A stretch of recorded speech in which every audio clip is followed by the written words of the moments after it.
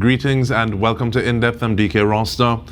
It is just over 2 weeks to the start of the hurricane season 2023, and Mr. Anwar Baksh, out of the Planning and Development Office, he joins us to speak with some of the outreach activities planned by the Office of Disaster Preparedness and Management, or ODPM.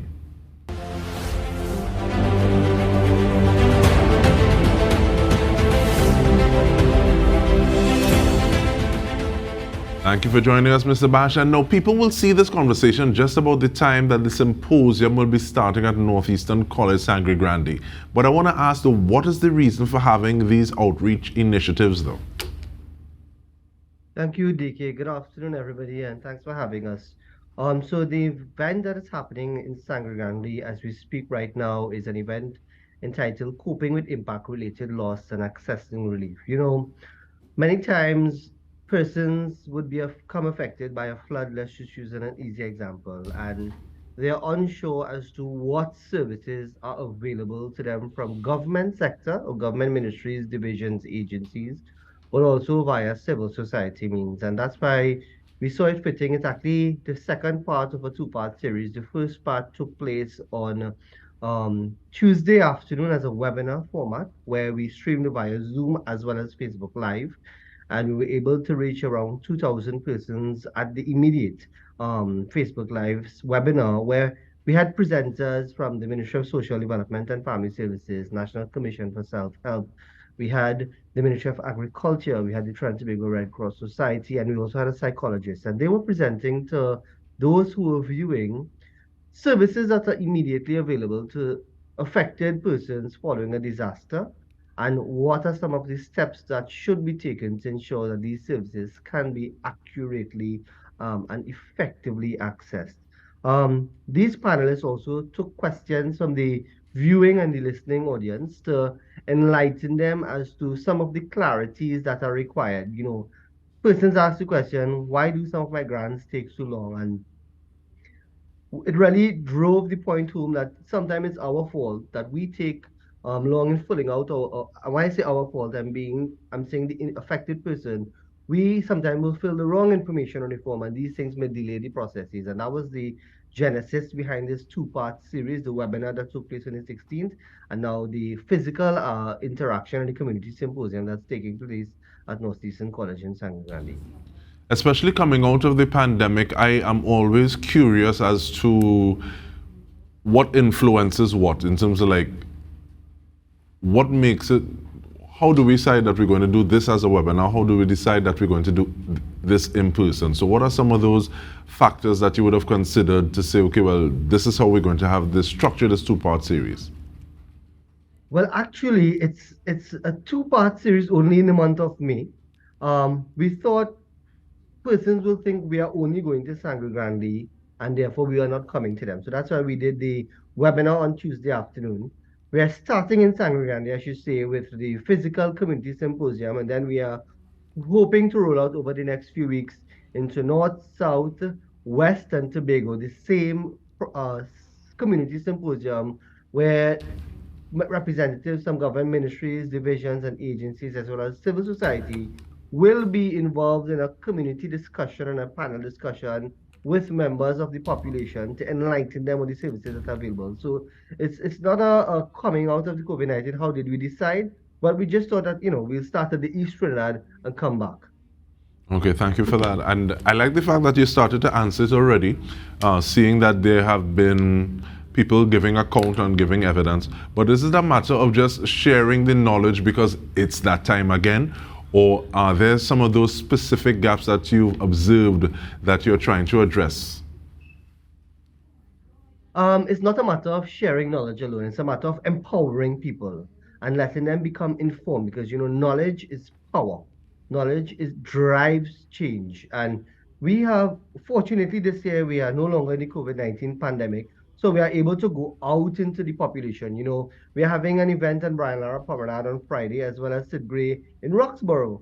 And these events are also taking the form where representatives from the same ministries and divisions will be available to provide you on disaster prevention and preparedness tips, yes, but also on services that are available to you. We're having the conversations with people to reflect on things that they do wrong. reflect on areas in which we can improve in our home, reflect on areas in which we may have um, submitted a wrong document. And that's why we are trying to have these rigorous conversations to ensure people are not just, getting information, but are getting the right information and making the proper decisions. I like the fact that you make that distinction between saying, okay, well, yes, there's knowledge, and yes, there's a very different empowerment. And sometimes it seems as though all the information is there, but is not being utilized or used in a practical manner. So that's something that I really appreciate. And in the same way that the webinar took place, that people were able to ask questions, I want you to talk a little more about the fair on Brian Lara Promenade, as well as the Sid Gray in Roxborough.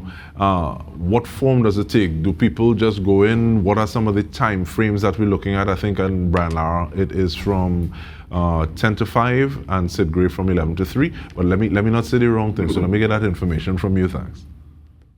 Right. So, it's time to make things a bit exciting. A lot of people will see a booth pop up on Brand or Promenade or anywhere, and they will say, I'm just going to go collect a pencil. I'm just going to collect a water bottle. It's not that easy, this rounds. You have to become involved. So we want people to, listen to a little video or read something and answer a question. Become interactive with the team so that we can prove that you understood the information, that you received the information. We have seen in the last some of the outreaches over the last month and the last few weeks, as a matter of fact, that when we go out and we have this crossword puzzle that I love to use, it's a competition among people to fill this crossword puzzle out as fast as possible, understanding a little speech they may have heard from a booth, and then they will get a token. So it's not just pass and collect a water bottle or a pencil or pen or a bottle opener. It's not that anymore. It's pass, engage, learn, interact, and then receive a token as a merit. I like the fact that they're saying, okay, they think upgrade. And looking at the fact that yes, you have that information and then you need to apply it in a certain way, and then there is the element of fun because Albert Einstein talks about play being the highest form of research. So being able to do that, it settles or you simulate it in a manner that is a lot more accessible when you need it. So although them pencils has been like, Mr. Baksh. But what are some of those things coming out of it in terms of partners? Because there is the National Disaster Prevention and Preparedness Multi-Sectoral Committee. That is a long name. Break that down for me. What does it mean, please? Great. So I wanted to say from the beginning, it's not ODPM hosting these events. It's actually events throughout the month hosted by this NDPPMC, National Disaster Prevention and Preparedness Multi-Sectoral Committee. And what is this committee? It's a committee of ministries, divisions, agencies, private sector who have come together based on an instruction by the cabinet, actually, or based on an approval by the cabinet in 2020, to advocate in this month of May for education and on preparedness and prevention to reduce risk and improve your resilience as a country. And we are starting at all levels. So we have the support of the Trinidad and Tobago Defense Force, Trinidad and Tobago Fire Service, Police Service, Ministry of Rural Development and Local Government have some exciting CERT games that are upcoming. They also have the Ministry of Social Development and Family Services, Ministry of Agriculture, Ministry of Works and Transportation. And that's just Trinidad. When we go over to the Tobago, it's the same divisions within the Tobago House of Assembly, the Tobago Emergency Management Agency. They are mirroring the same effect and having the same engagement activities with members of the islands of Tobago. And definitely something, because I think even out coming out of Tima, I saw a quiz and just looking at different ways that you can have the information being shared, have people sharing that information, because people love to send, as in addition to just sending good morning and a blessing on the morning, sharing this information and having it trending, having it go viral is also something that is very important and timely. So is this a focus trend so we can see things coming a little different from this body, NDPPMC? Yes, actually, over the years, we have actually had an increase in the physical uptake of participants in activities. And I shouldn't say physical, but virtual partake and physical participation of members of the general population in our activities. more and more we are seeing people subscribe to some of our trainings. Last week, Friday, we had a training in collaboration with the American Chamber of Commerce for small and medium enterprises as it relates to business continuity. And because of space limitation, we were only allowed a particular number of persons within the venue that we had chosen as this first iteration of the training. But we were oversubscribed, and this is a fact. And this is proof that people are aware of what NDPPM is, aware of and wanting to do things to improve their resilience. In the upcoming week, next week, Friday, we are having a training for farmers and food producers and agriculturalists on disaster risk reduction and food security within the agricultural sector. And this again, while it's open to the public, there's limited spaces, and we have already seen, we advertised it today actually, and we have seen persons already registering. So we may have to say, okay, based on some criteria, we can't take you for this first aspect, but or we can take you in a virtual stream while there's a physical aspect happening. But there's an interest by the general population more and more. As we go throughout this month also, and people have been seeing and hearing about our school drills and our community exercises, we are getting requests from schools. We actually had a school yesterday write us and say, can you come to our school to do a drill? Can you come to our school to a disaster preparedness tip? These are things that we would like to hear. And this is proof and this is evidence that NDPPM is happening. NDPPM is here to stay. All it takes is a little commitment and a little work from the multi-sectoral committee that has been doing human service in both in the virtual context in the last few years, but more so now in the physical context, to ensure that we are visible, to ensure that our activities are successful. In 2022, we had 22 events. This year we have 41 events for the month of May only. Only 41 events. And we had to find space sometime for events to overlap with each other to ensure that we could represent everyone. And there's a drive for it to happen, and there is a need for it to continue, and we really appreciate it. And we want to encourage members of the public, members of all levels of society to become engaged. Being disaster ready is my responsibility, and that's the theme for this year. And we want to encourage persons to continue to participate. And look out on our social media pages, www.odpm.gov.tt/NDPPM, to learn about us and to hear and see what's next and what's in your community. And to hear what's next, you need to stay tuned because we're going to be taking a short break, though we're speaking with Mr. Anwar Baksh out of the Planning and Development Office. Stay with us. We return with more.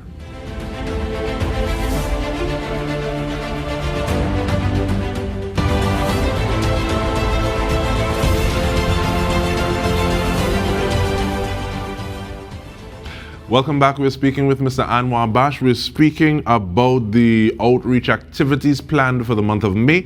And Mr. Baksh, how do you decide, okay, well, these are the things that we want to touch on, looking at disaster preparedness and the different ways that term can be understood. I really like the fact that it seems as though you're reaching out to different professional communities, business, or as in small businesses, as opposed to farmers, as opposed to other types. And how do you decide, okay, well, these are the things that we want to have initiatives and outreach programs for?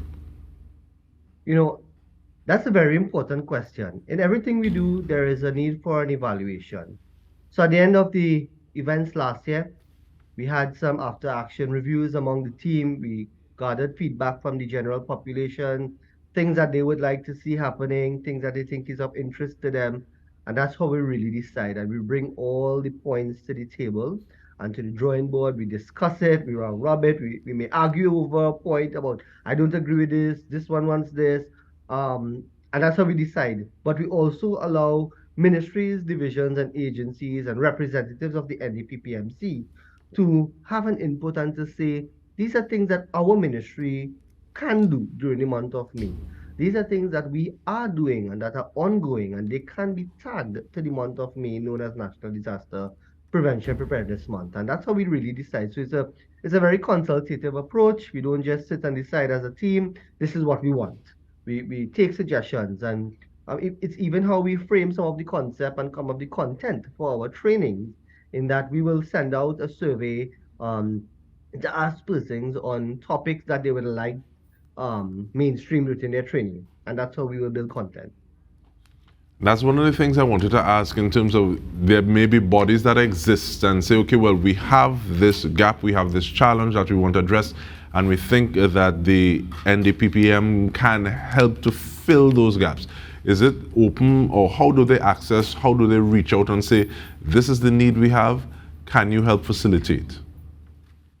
You know, it's easy. ODPM is reachable via social media. Visit our social media pages, WhatsApp, Facebook, Instagram, Twitter, or send us an email, call us, and tell us, write us, and we are happy to listen to you. It's always important for us to hear the population and hear what are their needs so that we can better align our activities to the needs of the population. Because we are only a small group, we can sit and say, okay, these are what are some of the best activities. But when we hear people tell us, and over the months leading up to NDPPM, you know, we go on several outreach initiatives, and community members, persons like you and I will sit and say, these are things that I think we should be doing. These are things that are needed. This level of training is required. You know, recently we had somebody say to us, why don't y'all do chainsaw training for persons that are living on a hilly area that is accustomed to landslide? And that is something that is already done within SIT. So we encourage the Ministry of Rural Development and Local Government execute a SIT training in this community. And so it addresses the needs of this community. And that's exactly how we go about in getting our activities. All right, so we have 2 minutes more, Mr. Baksh. And so just asking again, who are some of the players on the fair at Brian Lara Promenade, as well as the Sid Gray Sporting Complex in Roxborough? What are some of those things? Because I heard about the crossword puzzle. I heard about, yes, you need to do things if you want the water bottle and the pencil. But just wrap it up in a nice bow for us in this 1.5 minutes that we have left. Thanks. Great. So for the next two big events on Brian Lara Promenade and Sid Gray, Ministry of Social Development and Family Services, National Commission for Self-Help, the Trinidad Tobago Police Service, Fire Service, Red Cross, Ministry of Agriculture, Tobago Emergency Management Agency for Tobago, ODPM, Ministry of Rural Development, Trinidad Tobago Red Cross Society, and we have a few others that are there sharing information. It's about becoming involved, participating in activities, receiving information, and also communicating information through games, so that you can win something. Also, you know, I must say that on the 28th of April, the ODPM launched something called the Public Alert Notification System, PANS. It's a mass notification system that allows messages to go out to the population in event of a national emergency. And it's something that we are actively promoting to ensure persons sign up today for trusted information, for accurate and on-time information in event of a disaster. So these things are being promoted as part of our fairs, but also on all our social media pages continuously every day. We do have disaster tips. Join our Facebook pages, join our Instagram, Twitter, follow us, like us, share our content, and participate as best as you can. And that accurate and timely information from a trusted source is nothing to sneeze at. So we want to thank you for the work, Mr. Anwar Baksh, out of the Planning and Development Office, looking at some of the disaster outreach activities that are carded for this month and in train. So thank you very much for the time and the work that you're doing, sir. On behalf of the TTT News team, I'm Dike Rostant. This has been In Depth with me. Thank you so much for joining us.